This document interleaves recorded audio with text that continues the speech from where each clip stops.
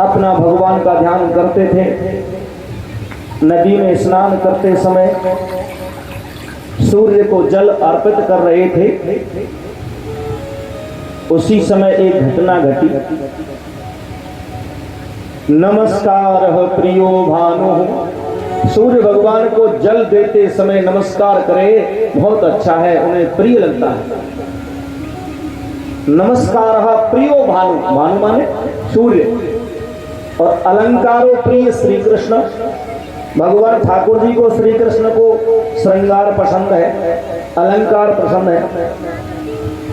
इन्हें अच्छे अच्छे गहने पहनाओ, अच्छे अच्छे कपड़े पहनाओ और इन्हें खूब सजाओ। अलंकार प्रियो श्री कृष्ण। ब्राह्मणों प्रिय मोदक, जैसे ब्राह्मण को लड्डू प्रिय है।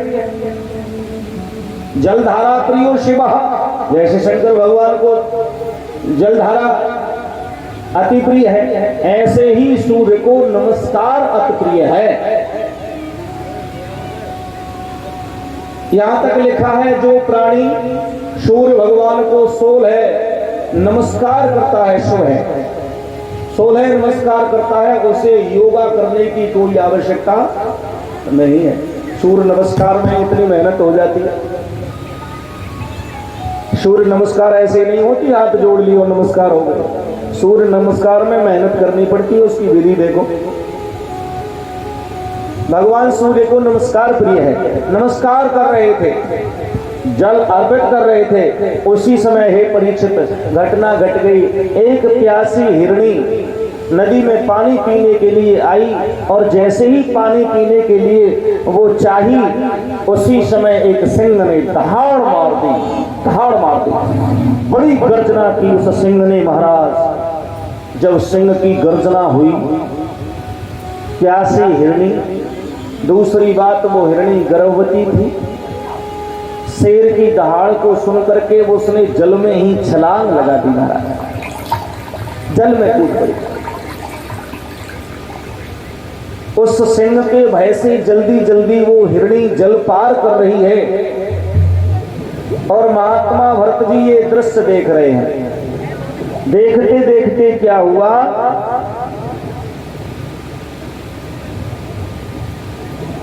भरत जी देख रहे हैं, देखते देखते ही वो हिरणी इतने दबाव में है, इतने भय में है कि बीच नदी में महाराज उसका प्रसव काल हो गया। वो नवजात शिशु, जो नवजात बच्चा है, हिरणी का बच्चा होने वाला है, वो बीच नदी में ही प्रसव का। भरत जी देख रहे थे, वो बच्चा नदी में कभी डूबता है, कभी उछलता है। हिरणी दूसरी पार पर पहुंची और हार्ट अटैक की स्थिति बन गई महाराज, वो मर गई, हिरणी मर गई, बच्चा जल में है। भरत जी ने जाकर के करुणावश, संत हृदय नवनीत समाना, संत का हृदय बड़ा ही कोमल होता है, उन्होंने जाकर के उस बच्चे को उठाया, अपने आश्रम पर ले आए। परीक्षित उस बच्चे को पाला पोसा, उसमें इतना प्रेम हो गया, राग हो गया। भरत जी सब कुछ उन्हें मानने लगे, मेरा बेटा है, मेरा बेटा है, ऐसा मानते हैं, मेरा बच्चा है, और मेरे अलावा इनका कोई है नहीं। अगर मैं इनकी देखभाल नहीं करूंगा तो कौन है इनका। उस बच्चे में इतना मन लग गया महाराज कि वो बच्चा भरत जी के कंधों पर चढ़ता, कभी सर पर चढ़ता, शरीर पर बैठ जाता। भरत जी का ध्यान, भजन सब छूट गया। भगवान की तपस्या करने के लिए आए थे। देखो हम लोगों के लिए इस कथा से क्या संदेश मिला, हमें क्या संदेश मिलता है। अगर हम घर छोड़कर, गृहस्थ को छोड़कर सन्यासी हो जाएं, भगवान की तपस्या के लिए अगर हम चलते हैं, तो हमें अपने किसी भी दूसरे में आसक्त नहीं होना चाहिए। जब अपने बच्चों को छोड़ दिया, घर को छोड़ दिया, फिर किसी दूसरे में आसक्त क्या होना। भरत जी दूसरे में आसक्त हो गए, और वो भी एक पशु है, ऐसे आसक्त हुए महाराज, भजन ध्यान सब छूट गया। और ऐसा विचारते थे कि मेरे सिवा इसका है कौन। जबकि सत्यता ये है, जिनका कोई नहीं होता वो क्या नष्ट हो जाते हैं? अरे भगवान सबकी रक्षा करता है। जाको राखे साइया मार सके ना तो राखे साइया मार सके ना को पालन बाका कर सके जो जग बैरी हो भैया, जो जग बैरी हो। पालन माता कर सके जो जग बैरी हो भैया, जो जग बैरी हो। ऐसे ही माली बाग को सींचता है। जिस बाग को माली बार बार पानी से सींचता है, पोषण करता है, तो बताइए क्या उस बाग में सभी पौधे हरे भरे रह सकते हैं? क्या उन बाग में कोई पौधा नहीं सूखता? जिस बाग को माली सींचता है उसमें भी पौधे सूख जाते हैं। कारण क्या है? जिस बाग की रक्षा माली करता है, खाद लगाता, दवाइयां देता, पानी देता, फिर भी पौधे सूख जाते हैं। माता पिता इन बच्चों की बहुत ही रक्षा करते हैं, दवाइयां दिलाते, फिर भी वो मर जाते हैं। तो क्या है ये है क्या? माली बिरवा बाग को सींचत हो मुरझा, माली बिरवा बाग को सींचत ही मुरझाए। राम भरोसे जे रहे पर्वत पे हरियाण, पर्वत पे हरियाण। राम भरोसे जे रहे पर्वत पर हरिया, ओ भैया पर्वत पर हरिया। जो भगवान के भरोसे अर्जुन को मारने की प्रतिज्ञा की, पहले दिन बताया था, परंतु चैन की नींद सो रहे थे। क्यों? भरोसा था। जिनको भरोसा है, दृढ़ विश्वास है। अब बताइए पहाड़ पर जो पेड़ खड़े हुए हैं, क्या पानी देने तुम जाते हो? कोई जाता है? बारिश का पानी भी उनके पास नहीं ठहरता। बारिश का पानी जो मेघ बारिश करते हैं वो पानी भी बेचारों को नहीं मिल पाता, ढंग से बरसता है और नीचे चला जाता है। फिर भी आप देखो उनको कितने हरे भरे होते हैं। और माली रोजाना जल देता है, वो भी सूख जाते हैं।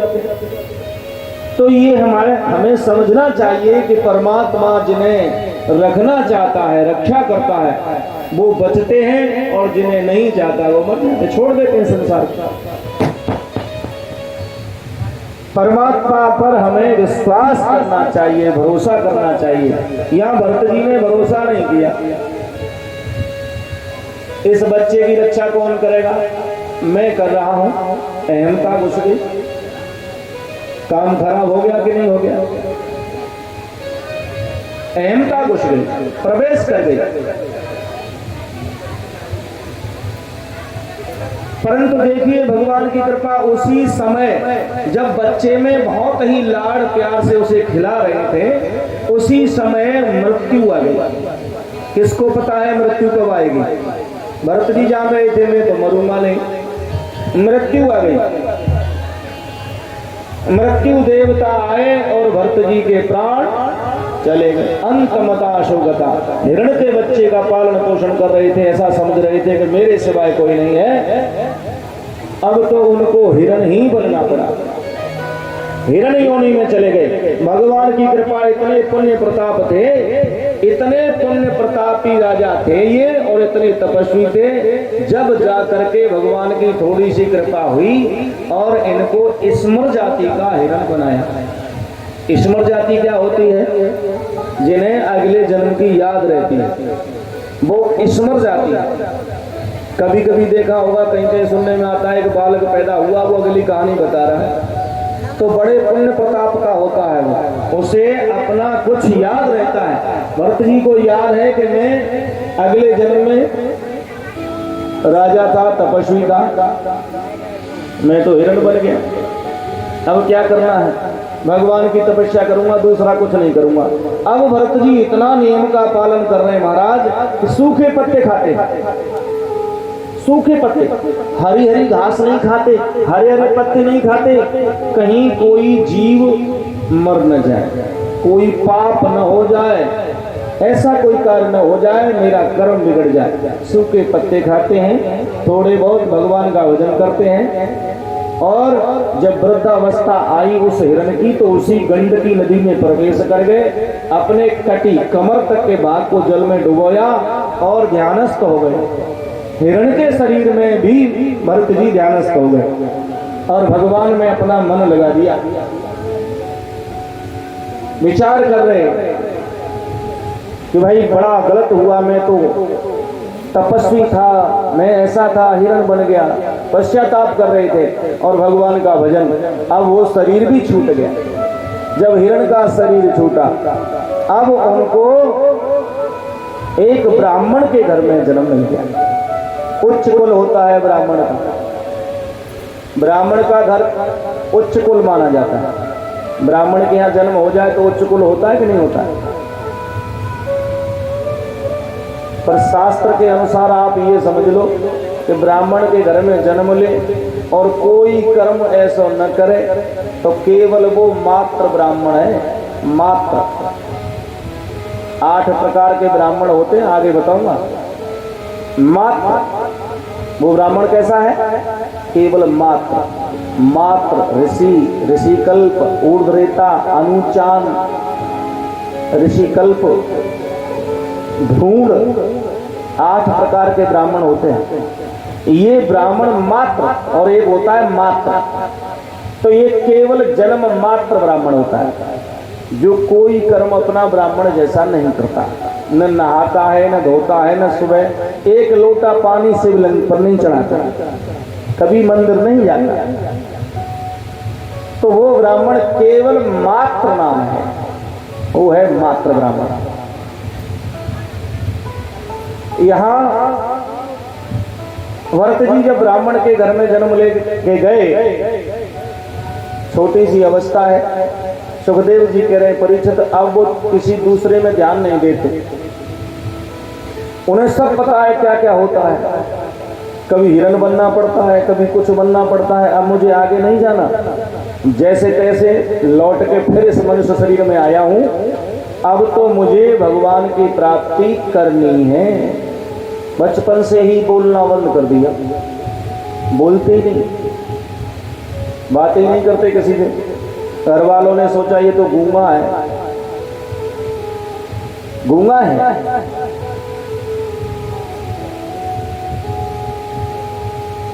काम नहीं करते ऐसा।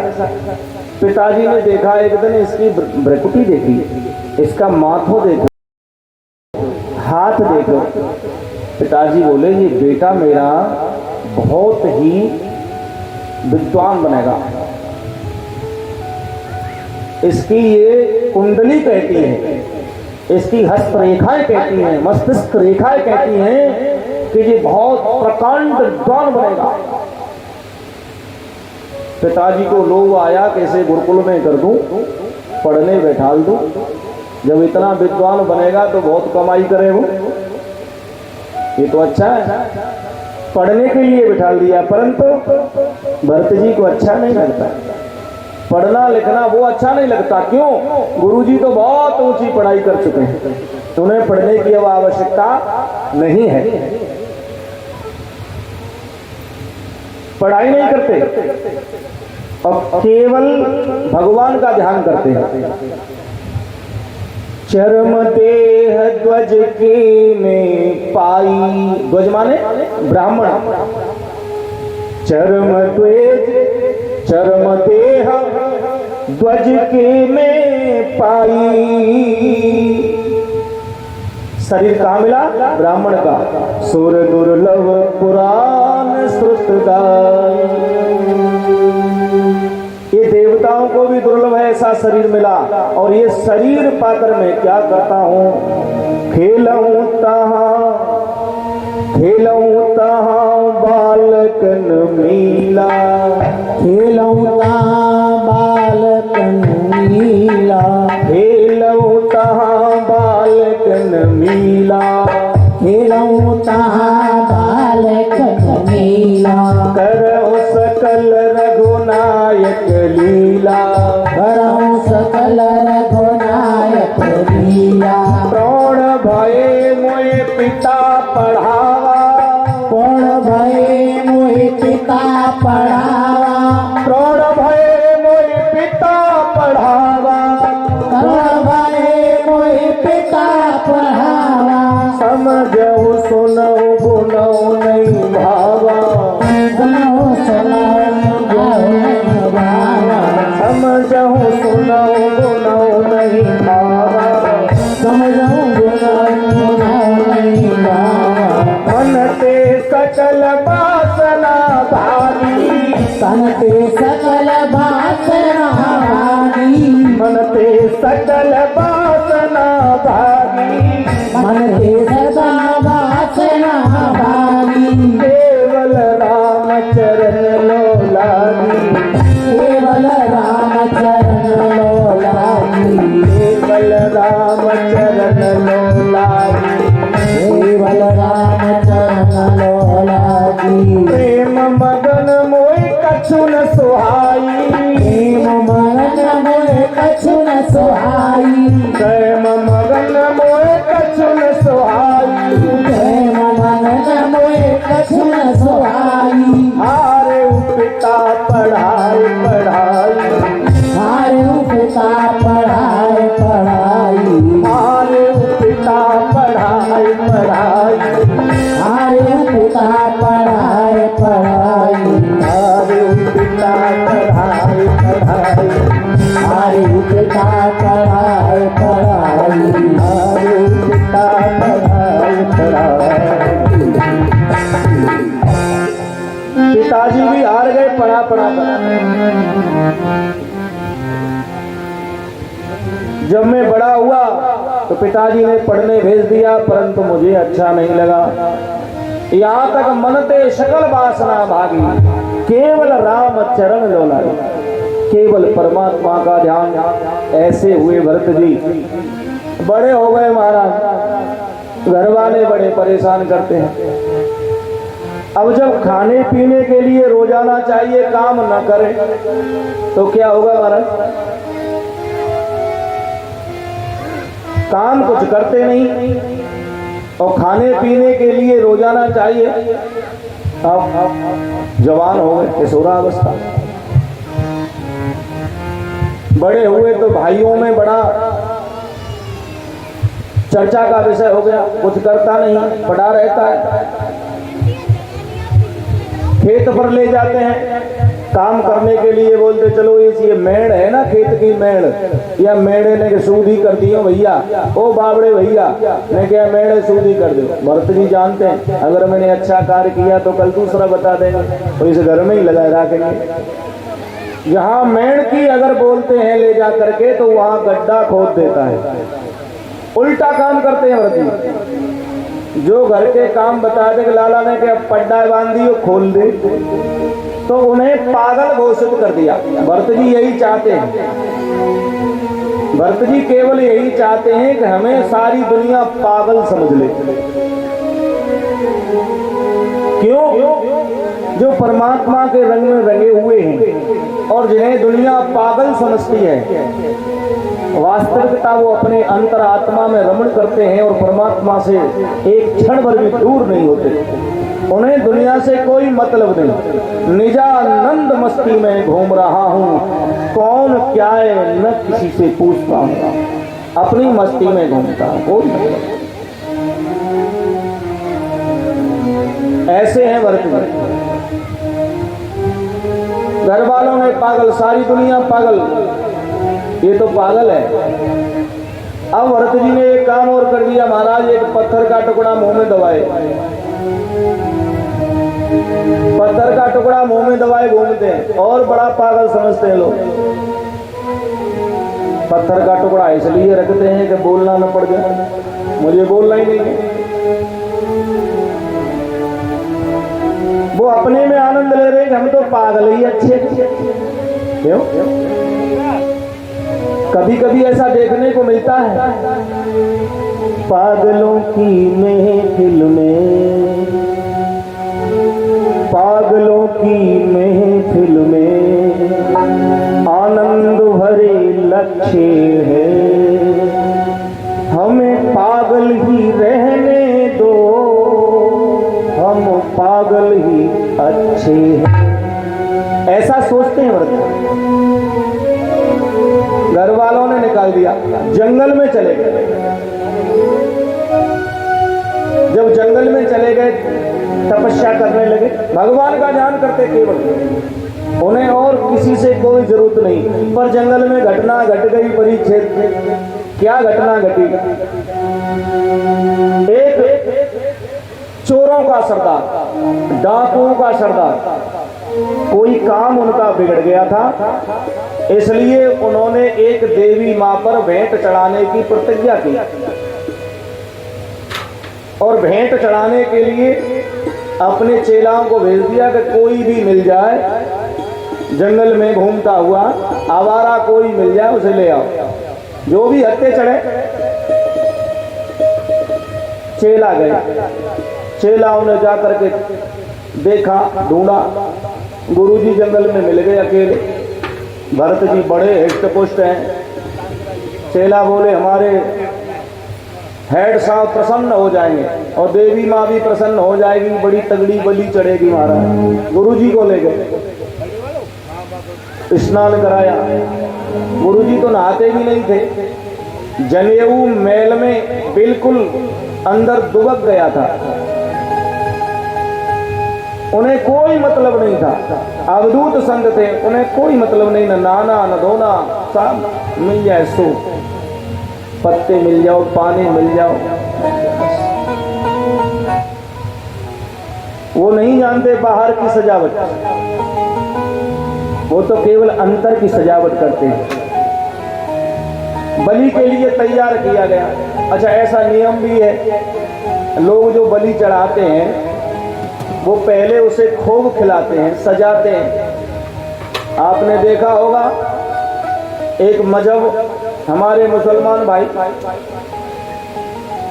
उनका ऐसा मजहब है कि वो बकरा यानी जीव की हत्या करे बिना वो अपना भगवान प्रसन्न ही नहीं करते, उन्हें तो मारना है। अब आप बताइए कि मनुष्य होकर के किसी जीव की हत्या करे अपने स्वाद के लिए, कितने बड़े पाप की बात है। मगर किसी ऐसे मूर्ख ने ऐसा लिख दिया है, ऐसा लिख दिया, या फिर उनकी समझ में नहीं आता, जबकि हत्या किसी की नहीं करनी चाहिए। वेद का सिद्धांत है अहिंसा परमो धर्मः, पहला धर्म है। कभी किसी को कष्ट नहीं देना चाहिए, न हत्या करनी चाहिए, परंतु वो करते हैं। ये हमारी क्या हालत हो गई है पता नहीं। हम तो ये कहते हैं अब तो सोच जरा इंसान हाल क्या तेरा हो गया। देवों पे बकरा कटवावे, हत्या करे, नेक नहीं शर्मावे, फिर कहता उसको देव स्थान, हाल क्या तेरा हो गया। अब तो सोच जरा इंसान। धर्म हेतना देता पाई, धर्म को काम है रहो तो मैं 10 रुपया न देवो। धर्म हेतना देता पाई और वैश्या को साड़ी मंगवाई, करता नट भाड़ों को दान, हाल क्या तेरा हो गया। अब तो सोच जरा इंसान। मंदिर छोड़ दिए, पेड़न की पूजा है रही है, बहुत सी माता झुंड के झुंड केला के चक्कर काट रही है, पीपर के चक्कर काट रही है।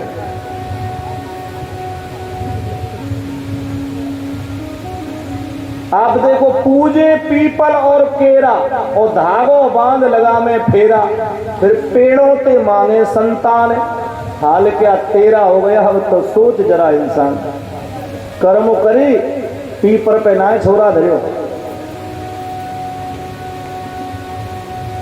हाल क्या तेरा हो गया, अब तो सोच जरा इंसान। माता पिता को अकड़ दिखावे और मंदिर में जाए शीश नवावे।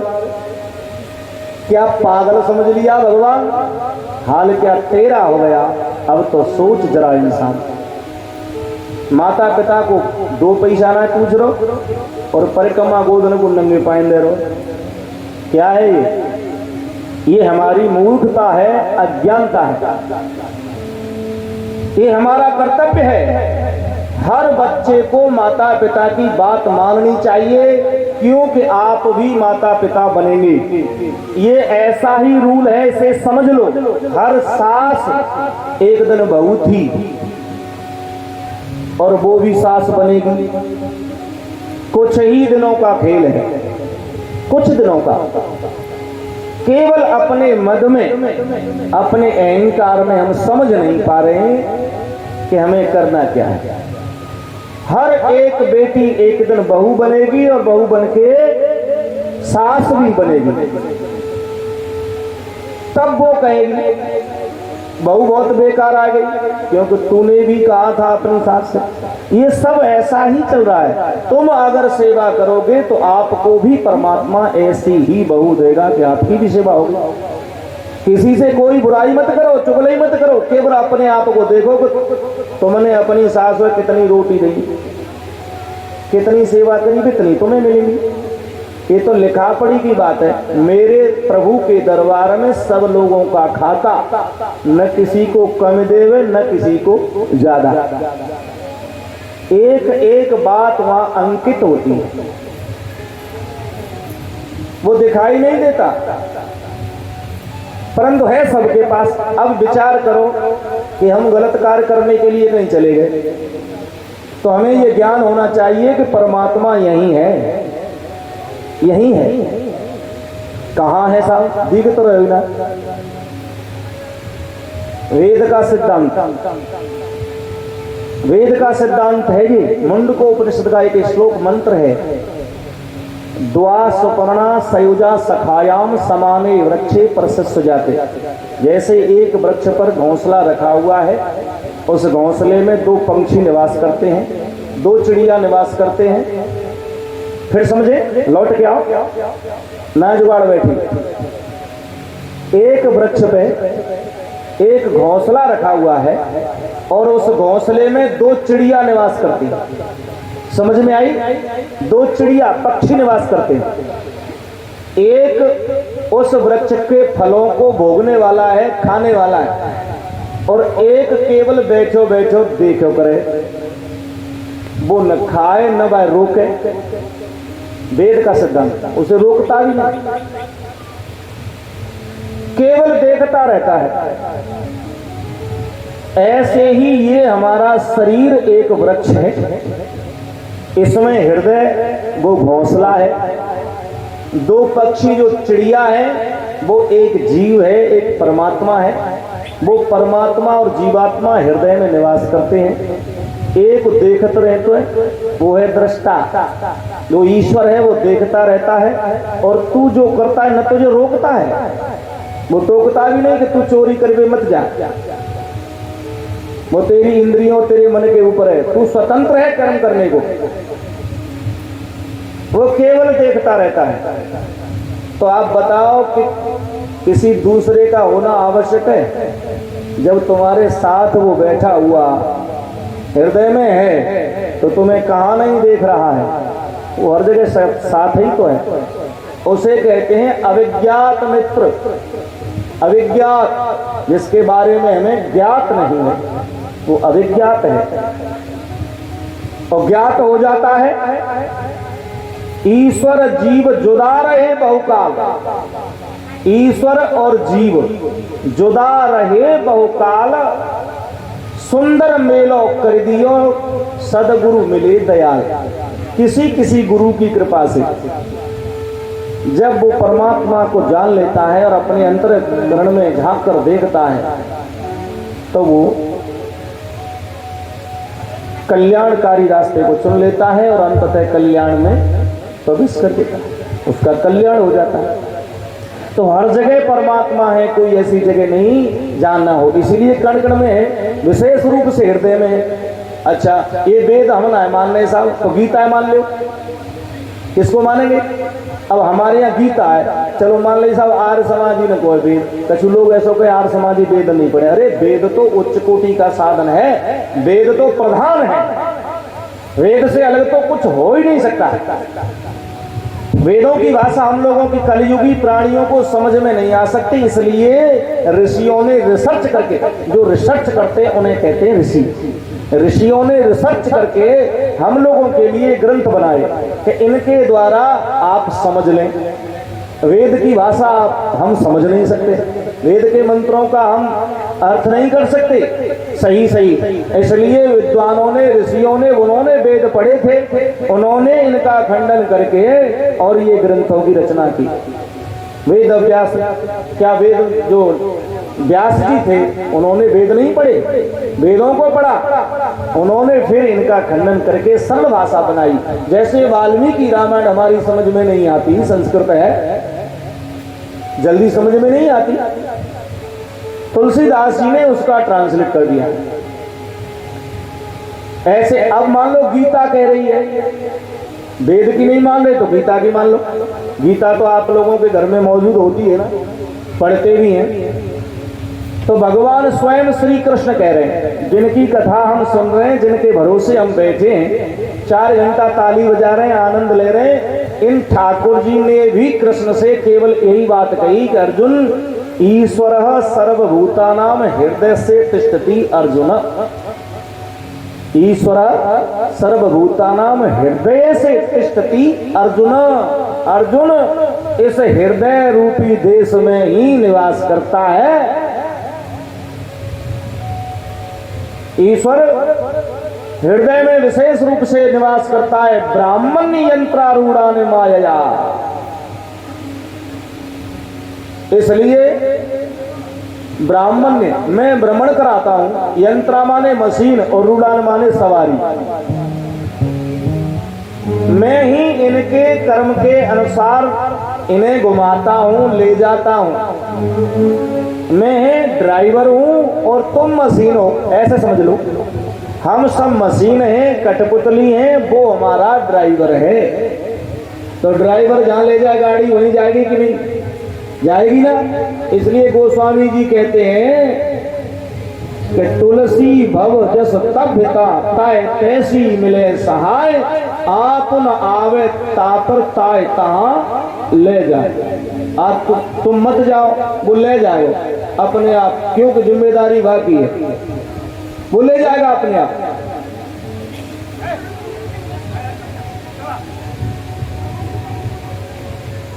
बोले बेहस महेश तब ज्ञानी मूढ़ न कोई। शंकर भगवान जी कह रहे हैं कोई न ज्ञानी है न कोई मूर्ख है। बोले बेहस महेश तब ज्ञानी मूढ़ न कोई, चाहे रघुवर जब जय जस और तब तेज तत्क्षण वही घर रह जाओ। राम जी जो चाहेंगे वही होगा, दूसरा नहीं होगा। जो भगवान चाहेंगे वही घुमाता है। तो समझ लें हम मशीन है, यंत्रारूढ़ान माया, मैं अपनी माया के द्वारा इन पर सवारी करता हूं, इन्हें घुमाता हूं। जैसा जिसका कर्म है, कर्म के द्वारा ही। गोस्वामी जी ने लिखा, को काऊ दुख सुख कर दाता और निज प्रति कर्म भोग सब भ्राता। अपने ही कर्मों के भोगों को हम तुम भोग रहे हैं। अब काऊ तो शिकायत मत करियो, हम तुम अपने ही कर्मों का भोग भोग रहे हैं। जो हमने करे हमारे शांति से भोगे, काये को टांगड़ा में फिर एक दूसरे को हम दोष क्यों दें? वास्तविकता यह है कि जो हमने किया है वही हमें भोगना है। ये भरत जी हमें ये आप देख लो, कथा कह रही है प्रारब्ध है। ले गए महाराज, वहीं आ जाए, लौट कर वहीं आ जाओ। बकरा की बलि से शुरू हुआ, वहीं आ जाओ। तो जिन्हें जो करना है, जो राक्षस प्रवृत्ति के हैं, वो वही करेंगे, और जिनकी मानवता से डोर लगी हुई है वो सही काम करेगा। मनुष्य जो होगा वो सही काम करेगा। हैं तो सभी मनुष्य, है ना, परंतु मनुष्य है क्या? जिसमें मनुष्यता के लक्षण हो वो मनुष्य है। अन्यथा गोस्वामी जी ने लिख दिया बिन पूंछ बिसाना, ये बिना पूंछ के पोए कछु। गोस्वामी जी ने लिखा है ना, मनुष्य नहीं हो सकते। मनुष्य वही है जो मनुष्य के लिए मरे। मनुष्य वही है जो मनुष्य के लिए मरे, दूसरों के लिए जिए, वो मनुष्य है। मानवता के लक्षण हमारे गुरु राजेश्वरानंद जी कहते थे, अब तो कोई ऐसा मजहब चलाया जाए, केवल आदमी को आदमी बनाया जाए। अब तो कोई मजहब बहुत चल रहे ना, बहुत से मत चल रहे। गुरु जी कहते थे अब कोई ऐसा मजहब चलाया जाए, आदमी को केवल आदमी बनाया जाए, और जब आदमी बन जाए तो फिर तो आनंद ही आनंद है। क्योंकि आदमी बनने के लिए हमें विनम्रता चाहिए, सहनशीलता चाहिए, दूसरों के साथ अच्छा करने की भावना चाहिए, तब हम आदमी बन पाएंगे। भरत जी आराम से बैठे, कोई चिंता नहीं है, बढ़िया भोजन मिल गया तो शाबाशी नहीं दे रहे कि अच्छा भोजन मिल गया। डाकुओं का सरदार नंगी तलवार लेकर के खड़ा है और गुरुजी को पता है कि ये हमें मारेगा, बलि चढ़ेगी हमारी। अब डाकुओं का सरदार देख रहा है कि ये अजीब आदमी है, मैं मारने के लिए तैयार खड़ा हूं और बड़े आनंद से भोजन कर रहा है। पूछने लगे क्या तुम्हें डर नहीं लगता? बोलते नहीं। अपने आनंद में डाकू का सरदार एक बार को विस्मय हुआ कि ये है क्या, नंगी तलवार लेकर के जिसे मैं मारने को खड़ा हूं, मुझे पता है कि मैं अभी मरने वाला हूं, परंतु एक क्षण भी ये विचलित नहीं हो रहा है। गुरुजी तो केवल आज जगदम्बा मां पराशक्ति जब सामने देखी, मां देवी का भव्य मंदिर बना हुआ है, सामने गुरुजी को बिठाल रखा है मारने के लिए, तो गुरुजी तो केवल जगदम्बा पराशक्ति पराम्बा का ध्यान कर रहे हैं, केवल उन्हें देख रहे हैं कि मां आज बहुत अच्छा हुआ कि ये तेरे चरणों में मोह ले आए, बहुत अच्छा हुआ। मां का ध्यान कर रहे हैं और आनंद मना रहे हैं कि मैं आज उस जगदम्बा पराशक्ति पराम्बा के चरणों में बैठा हुआ हूं, आज मैया का हृदय पिघल गया। और मां देख रही है कि ये दुष्ट मेरे भक्त को मारने वाला है। डाकुओं का सरदार जैसे ही मारने के लिए तलवार उठाई, मारना चाहता है, मूर्ति से तड़ तड़ की आवाज आई और जगदम्बा दुर्गे मैया वहीं खड़ग लेकर के प्रकट हो गई, एक रूप से प्रकट हो गई और उस डाकू का शीश पकड़ लिया, धड़ से अलग कर दिया। जितने भी उनके साथी थे सबको मार डाला मैया ने। इसलिए कभी साधु संत की अवज्ञा मत करना, भयानक परिणाम होता है। साधु अवज्ञा तुरत भवानी चले गए। जब भरत ने भी अपने पुत्रों को ऐसा ही उपदेश किया और अपने बेटों को राज्य देकर के जंगल में चले गए। राजा परीक्षित ये जंगल में तपस्या कर रहे